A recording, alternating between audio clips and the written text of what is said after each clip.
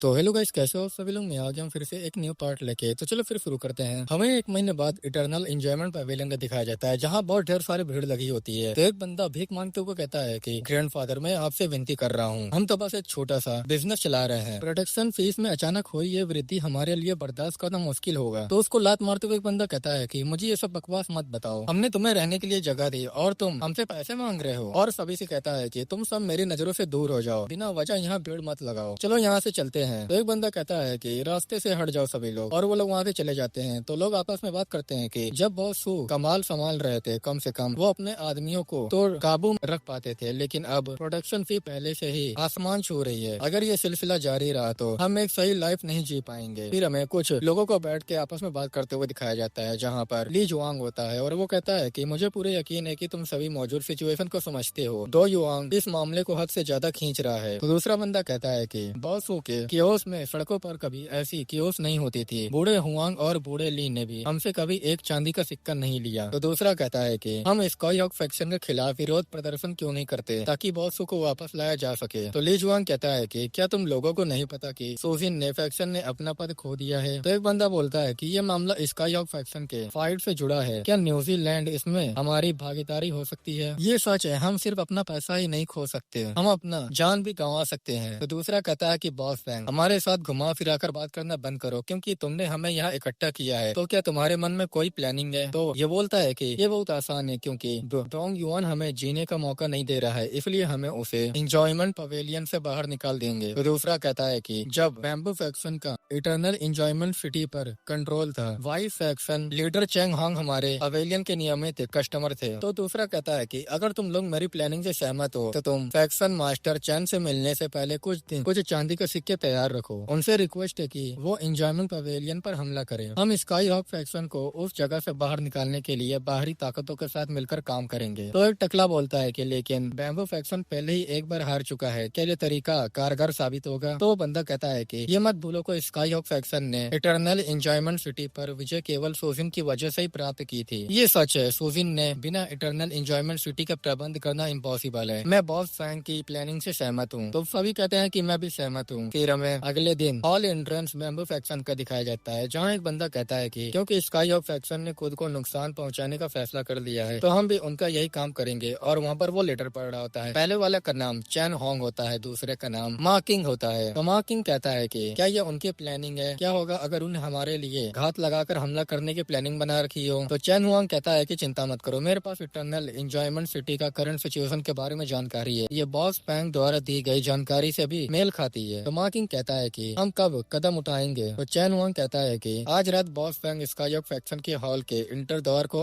आग लगा देगा, और उस संकेत को देखने के बाद फिर हमें रात का सीन दिखाया जाता है, जहाँ पर एक टकला कहता है कि हमें रात में गश्त लगाने की क्या जरूरत है, ब्रोथल में किसी महिला के साथ एक खूब पूरा रात बिताने की तुलना में ये समय भी बेकार है। तो दूसरा वाला कहता है कि बेशक अंधेरे में अपना समय बर्बाद करना किसे पसंद है। तभी उन लोग को आवाज आती है कि मार डालो, मेरी मदद करो। तो वो लोग डर जाते हैं और कहते हैं कि ये सब क्या हो रहा है। ऐसा लगता है कि आवाज इंटर द्वार से आ रही है, चलो जाकर देखते हैं। और फिर हमें डोंग युआन का दिखाया जाता है, जहाँ डोंग युआन किसी को रोक के कहता है कि क्या हुआ। तो वो बंदा कहता है कि यंग मास्टर, अपनी जान बचाकर भागो, हॉल का इंटर द्वार जल रहा है, बैम्बू का अधिकार है, लेकिन बाकी लोग इससे सहमत नहीं है। अगर सैफेंग ने सच में इसका एक्शन को डोंग युआन को सौंप दिया है, तो क्या इसका मतलब है ये नहीं है कि पिछले सालों में हमने जो कोशिश की है वो सब बेकार हो गए। इस बार भले ही मैं कोई कदम न उठाऊं, डोंग युआन फैक्शन में किसी भी प्रकार का अधिकार रखने का दावा छोड़ सकता है। तो हुआंग कहता है कि बॉस अब हमें क्या करना चाहिए। तो हमारा एमसी कहता है कि हम बस देखेंगे, तूफान शांत होने के बाद हम सामने आएंगे। फिर बाहर से एक बंदा के कहता है कि खबर है, बैम्बू फैक्शन ने एंजॉयमेंट पवेलियन शहर पर कब्जा कर लिया है, एक मेजर लीडर खुशहाल जंगल की ओर बढ़ रहा है। तो हुआंग कहता है कि क्या वो सच में लकी फॉरेस्ट पर हमला करने का इरादा रखते हैं, क्या बैम्बू फैक्शन के वो बेवकूफ लोग जीने से थक गए हैं। तो हमारा एमसी कहता है कि चलो बैम्बू फैक्शन के इस लीडर से मिलते हैं। फिर हमारा एमसी बाहर आता है और वहाँ पर बैम्बू फैक्शन के लोग होते हैं। तो वो लोग थर थर कांपने लगते हैं और कहते हैं कि ये तो बॉस सू है। एक बंदा मारते हुए कहता है कि बेकार है, सू क्या, चलो यहाँ से ठीक से बोलो। और हमारा एमसी उन लोग के सामने खड़ा रहता है और ये बंदा भी कांपते हुए अपने मन में कहता है कि सोजिन ये कैसे पॉसिबल है, क्या उसकी सारी पावर छीन नहीं ली गई थी, मुझे अदर मेजर लीडर ने मूर्ख बना दिया है। तो वो लोग ग्रीट करते हुए कहते हैं कि बॉस सू, मेरा कोई इरादा नहीं है, मैंने सुना कि आप यहाँ आराम कर रहे थे और मैं आपसे मिलने आया हूँ। तो हमारा एमसी उसको गुस्से में देखता है। तो बीजे से हुआंग कहता है कि बॉस क्या हम उन्हें इतनी आसानी से छोड़ देंगे। तो हमारा एमसी कहता है कि क्यों नहीं, अगर वो और ज्यादा परेशानी खड़े करते तो बेहतर होता। आज रात सबको जल्दी आराम करने दो, कल एक शो देखना है। फिर हमें अगले दिन मेन हॉल का दिखाया जाता है जहाँ कुछ लोग आपस में बात कर रहे होते हैं। मुझे बताओ आखिर क्या हुआ था। तो एक बंदा बताता है कि डोंग युआन ने केवल 1 महीने तक रोल किया और उसने एंजॉयमेंट पवेलियन को खो दिया। अगर वो स्काई हॉक फैक्शन पर कब्जा कर लेता है तो हम शायद अपने ही एरिया खो देंगे। तो दूसरा कहता है कि मुझे पता है हमारे फैक्शन के मास्टर ने इस बार लापरवाही बरती है। ली जुआंग भी कहता है कि घुमा फिरा कर बात करना बंद करो, अब तुम्हारा अगला कदम क्या है। तो हमारा एमसी कहता है कि सभी को करंट सिचुएशन को समझना चाहिए। मैं बस एक सवाल पूछना चाहता हूँ, क्या स्काई हॉक फैक्शन सभी का है या केवल सा फैमिली का है। ये बात सुन के ली जुआंग गुस्साते हुए कहता है कि हॉल मास्टर सो आपका इससे मतलब क्या है। तो हमारा एमसी बोलता है कि तुम लोग वाकई बड़े इंटरेस्टिंग हो। अपने दिल में गुस्सा होने के बावजूद तुम ऐसे बिहेवियर कर रहे हो मानो ये सब सबके भले के लिए हो। मुझे इस बात की परवाह नहीं है कि तुम लोग अपने फ्यूचर का प्रबंध कैसे करते हो, लेकिन मैं स्काई हॉक फैक्शन को कभी भी डोंग युआन के हवाले नहीं करूंगा। तो वहाँ से डोंग खड़ा होकर कहता है कि सोजिन, क्या तुम स्काई हॉक फैक्शन को तोड़ने की कोशिश कर रहे हो। तो हमारे एमसी उसके ऊपर उंगली करते हुए कहता है कि हॉल मास्टर डोंग, अपनी बातों पर ध्यान दो। तुम सिर्फ नाम के हॉल मास्टर हो, खुद को इतना बड़ा मत समझो। तो वो गुस्सा आ जाता है। तो हमारे एमसी के पास कुछ लोग आके कहते हैं कि बॉस हो, आपने फैक्शन के लिए जो योगदान दिए हैं उसके लिए हम आपके हर फैसले का पालन करेंगे। तो कुछ लोग और आके कहते हैं कि हाँ बॉस हो, बस हमें अपनी प्लानिंग के बारे में बताइए, हम डेफिनेटली उनका पालन करेंगे। फिर वहाँ पर फैक्शन मास्टर आ जाता है और फैक्शन मास्टर कहता है कि तुम सभी अपने अपने एरिया में जाने के बजाय यहाँ क्या कर रहे हो। तो वो लोग गुस्सा में देखते हैं। हमारा एमसी कहता है कि फैक्शन मास्टर, अगर यही हाल रहा तो क्या हमारे पास रहने के लिए कोई जगह बचेगी भी। तो ये बात सुन के वो कहता है कि सोजिन, तुम्हारा इससे मतलब क्या है। तुम्हारा एमसी खड़ा होकर कहता है कि मेरी सोच सीधी सादी है, आपकी प्लानिंग स्काई हॉक फैक्शन को आगे बढ़ाने में मदद नहीं करेगी, बल्कि इससे हमारा नुकसान ही होगा। हमारे इतिहास में ऐसा कब हुआ कि हमने एक ही रात में इतना बड़ा इलाका खो दिया हो। क्या उन हताहतों का कोई एक्सप्लेनेशन मिलना चाहिए। तभी वहाँ पर डोंग युआन गुस्से में कहता है कि सोजिन, क्या तुम मुझे ही दोष दे रहे हो। तुम्हारा एमसी उससे गुस्से में कहता है कि तुमको किसी और से बेहतर पता होना चाहिए कि ऐसा क्यों हुआ। क्या तुमको दोषी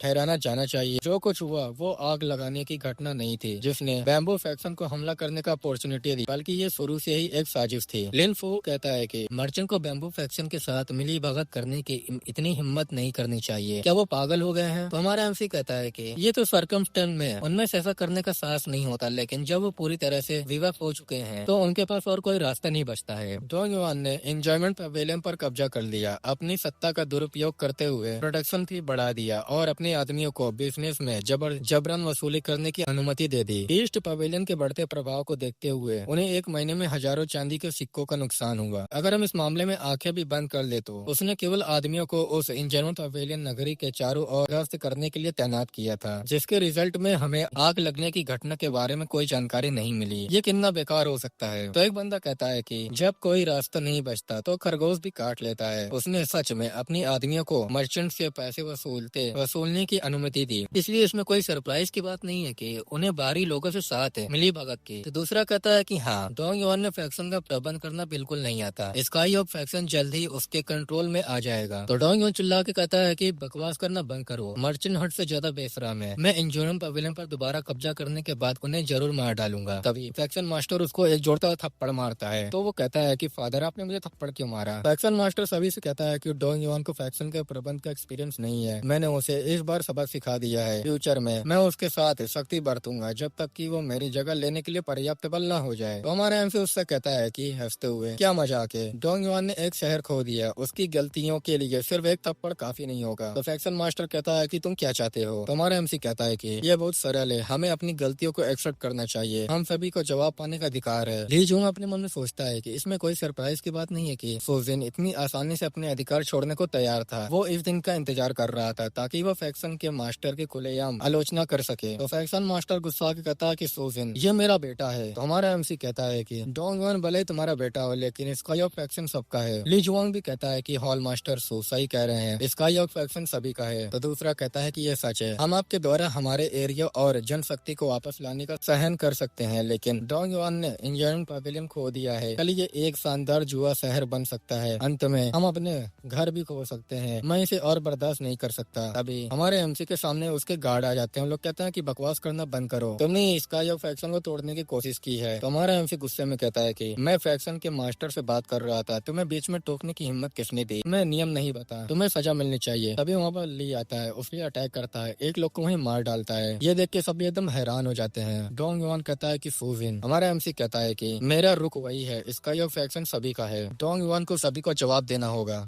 तो पैक्सन मास्टर हंसते हुए कहता है कि बहुत बढ़िया, और अपनी पावर को रिलीज करके कहता है कि कई सालों से किसी ने मेरी सत्ता को चुनौती देने की हिम्मत नहीं की है। ये सोचकर यही हैरानी होती है कि कोई सच में ये कह रहा है कि इसका ये पैक्सन मेरा नहीं है। और हॉल मास्टर की तरफ देखते हुए कहता है, क्या तुम लोग भी ऐसा ही सोचते हो? तो डोंग कहता है कि पैक्सन मास्टर, इसका ये पैक्सन के निर्माण हमने मिलकर किया था। हम नहीं चाहते कि जिन एरिया पर हम मिलकर विजय प्राप्त की है वो इतनी आसानी से हाथ से निकल जाए। लिन जुआन भी बोलता है कि हमने डोंग युआन को बड़ा होते देखा है। ये ठीक है कि उसे पैक्सन का प्रबंध करना नहीं आता, जब तक इसका ये फैक्शन मौजूद है वो पीसफुली लाइफ जी सकता है। लिन फो भी बोलता है कि मुझे इस बारे में ज्यादा कुछ नहीं कहना है, लेकिन अगर इसका ये फैक्शन खत्म हो गया तो क्या डोंग युआन अपना घर नहीं खो देगा? तो फैक्शन मास्टर में स्माइल देके बोलता है कि तुम सब गद्दार हो, आज तुमने जो भी फैसला लिया है उस पर पछतावा मत करना। चलो डोंग युआन यहाँ से चलते हैं। तो डोंग युआन जाते हुए कहता है कि फादर, क्या हम अभी जा रहे हैं? क्या मुझे अभी भी इसका ये फैक्शन का प्रबंध करने का अधिकार है? तो कुछ लोग वहाँ पर आपस में बात करते हुए कहते हैं कि अब जब मैं इस बारे में सोचता हूँ तो क्या यह मामला हमारी अपेक्षा से कहीं ज्यादा डिफिकल्ट नहीं है? तो दूसरा बोलता है, क्या तुम्हारा मतलब ये है कि? तभी हमारा एमसी कहता है कि प्लीज अभी यहीं पर आराम करो,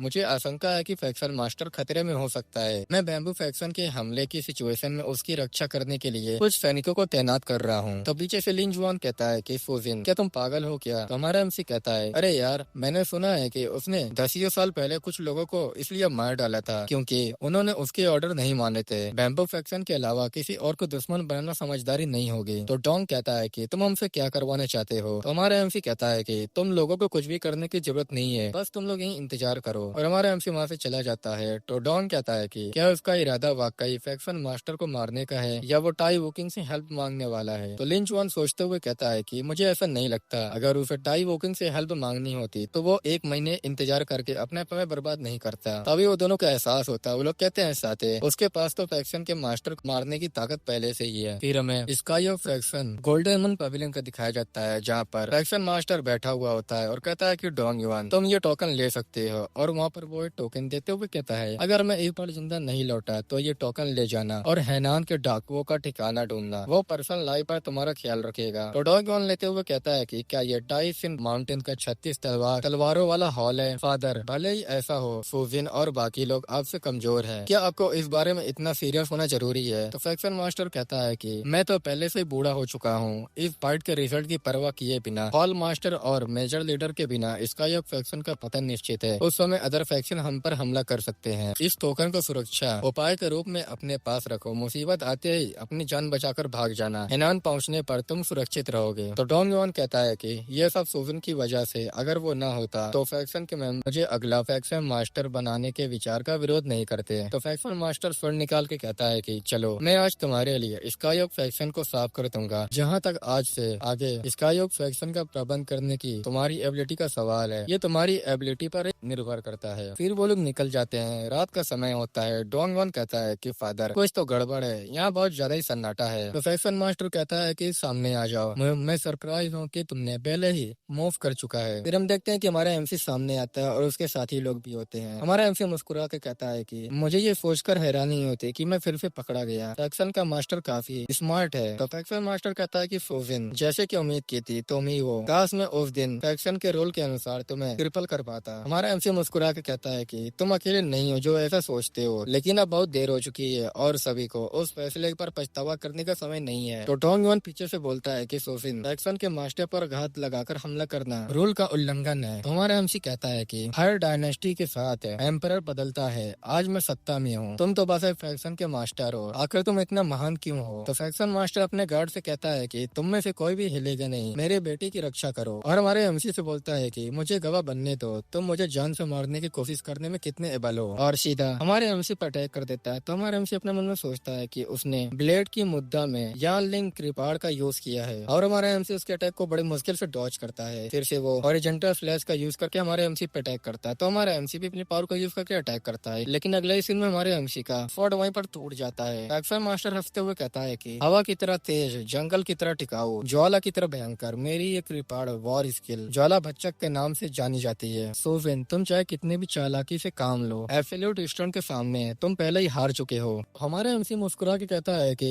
हारना, और अपनी स्वord को वहीं फेंक देता है और उससे कहता है कि क्या तुम्हारे लिए अभी से सारी कहना जल्दबाजी नहीं होगा। और हम देखते हैं कि हमारे एमसी के चारों तरफ से पर्पल कलर का ऑरा निकलने लगता है और उसकी आंखें चमकने लगती है और कहता है कि मैं जो भी करता हूँ उसमें मुझे पूरा भरोसा होता है। और हमें दिखाया जाता है कि हमारे एमसी के आसपास से एलिफेंट और ड्रैगन जैसा चीज बन जाता है। ये देख के फैक्शन मास्टर की हालत खराब हो जाती है। वो कहता है कि हाफ स्टेप ट्रांसेंडेंट रियलम, और अपने लोगों से कहता है कि जल्दी करो, यंग मास्टर को भागने में मदद करो। लेकिन अगले ही पल हमारा एमसी जानवर तरह तेजी से उसके अटैक करने के लिए बढ़ जाता है और फैक्शन मास्टर अपने स्वord को आगे करता है। लेकिन हमें दिखाया जाता है कि हमारे एमसी ने उसके स्वord को अपने मुक्के से तोड़ के उसके पेट में मारता है, जिससे फैक्शन मास्टर की पूरी हड्डी टूट जाती है। और हमारा एमसी कहता है कि फैक्शन मास्टर, तुम्हारी सोल को शांति मिले, और सीधा जाके पेड़ पे लगता है और वो वहीं मारा जाता है। ये देखकर डोंगक्वान एकदम डर जाता है और वहाँ से वो भागने लगता है। तो उसके गार्ड कहते हैं कि यंग मास्टर आप यहाँ से जाइए, हम इसे रोकते हैं। तो वो डोंगक्वान भागते हुए कहता है कि ये बहुत बड़ा ही शैतान है। हमारा एमसी कहता है उससे, ये डकीव सेक्शन का पुत्र है। साफेंग ने अपना पूरा लाइफ कारनामों से भरा बिताया, लेकिन अंत में उसके 100 को कोई लेने नहीं आया। तभी वहाँ पर ली आता और कहता है कि बॉस आप इसे मेरे ऊपर छोड़ दीजिए। तो हमारा एमसी भी कहता है कि ठीक है। अगले ही सीन में सभी की चीखें सुनाई पड़ रही होती है और सभी लोग मारे जाते हैं और हमारा एमसी बैठ के बस गाने गा रहा होता है। और ली कहता है कि बॉस डोंग युआन सभी 37 लोग मारे जा चुके हैं। हमारा एमसी कहता है कि ये संदेश फैला दो, बैम्बू फैक्शन स्काईवॉक फैक्शन को खत्म करने के लिए संकल्पित था और उन्होंने अपने सेक्ट सैनिकों और फैक्शन मास्टर और उसके आदमियों पर घात लगाकर हमला करने के लिए भेजा। फैक्शन मास्टर और उसके बेटे ने बहादुरी से उनका मुकाबला किया, लेकिन वो वॉर में मारे गए। फिर ये सब बातें सभी में फैल जाती हैं। तो सभी कहते हैं कि क्या फैक्शन मास्टर मारा गया, अब हमारे फैक्शन का कोई लीडर नहीं है, हमें क्या करना चाहिए। तो एक बंदा कहता है कि अब से हमारा फ्यूचर कैसा होगा, और हमारा एमसी वहाँ पर बैठा रहता है। लिन फू कहता है कि हॉल मास्टर सो, मैं आपकी बातों पर कैसे भरोसा करूँ, आपने कल फैक्शन मास्टर का पीछा किया था, आपने उनकी रक्षा क्यों नहीं की। तो हमारा एमसी कहता है कि अगर हॉल मास्टर लिन को कोई सवाल है तो तुम उन लोगों से पूछताछ क्यों नहीं करते जो कल रात उनके साथ थे। खड़ा होकर बोलता है कि उस फैक्शन के मास्टर ने मुझे ट्रेंड किया था और अब जब उसने अपनी जान गंवा दी है तो मेरा दिल दुखता है। और सीरियस में बोलता है कि लेकिन इसका जो फैक्शन इतनी आसानी से बंद नहीं हो सकता। फैक्शन मास्टर के चेयर पे जाते हुए कहता है कि आज हम अगले फैक्शन मास्टर का चुनाव करेंगे, इससे स्काई ऑफ फैक्शन को और भी ज्यादा ऊंचाइयों तक पहुंचाने में हेल्प मिलेगा। और हमारा एमसी वहाँ पर बैठ जाता है और कहता है कि फैक्शन मास्टर का पद केवल मुझे ही मिलेगा। ये देख के सब एकदम हैरान हो जाते हैं। कुछ लोग कहते हैं कि क्या ये बहुत अचानक नहीं है, तो दूसरा कहता है कि योगदान के लिए लिहाज से सोविन डेफिनेटली फैक्शन का मास्टर बनने का हकदार है। तो दूसरा कहता है कि हॉल मास्टर सो, इस मामले को बहुत ज्यादा हल्के में ले रहे हो। और ये बंदा कहता है कि हम में से किसके पास तुमसे ज्यादा एक्सपीरियंस नहीं है, अगर हमें किसी फैक्शन का मास्टर चुनना भी पड़े तो हम में से ही होना चाहिए, तुम नहीं। तुम्हारा एमसी गुस्से में कहता है कि किस आधार पर। योगदान के संदर्भ में मैंने अकेले स्काई ऑफ फैक्शन के 4 शहरों में से एक पर विजय प्राप्त की। शक्ति के बदौलत मैंने बैम्बू फैक्शन के 2 मेजर लीडर को मार गिराया और एक मेजर लीडर के रूप में परास्त किया। मैंने मार्शल हॉल बनाया। फैक्शन की वॉर पावर का 1/3 हिस्सा मेरी बदौलत है। क्या ये अभी भी पर्याप्त नहीं है? एक आखिरी बात, मेरा फैक्शन का मुखिया बनने की इच्छा चर्चा का विषय नहीं बल्कि एक ऑर्डर है। डिस ओवे करने वालों की डेथ हो जाएगी।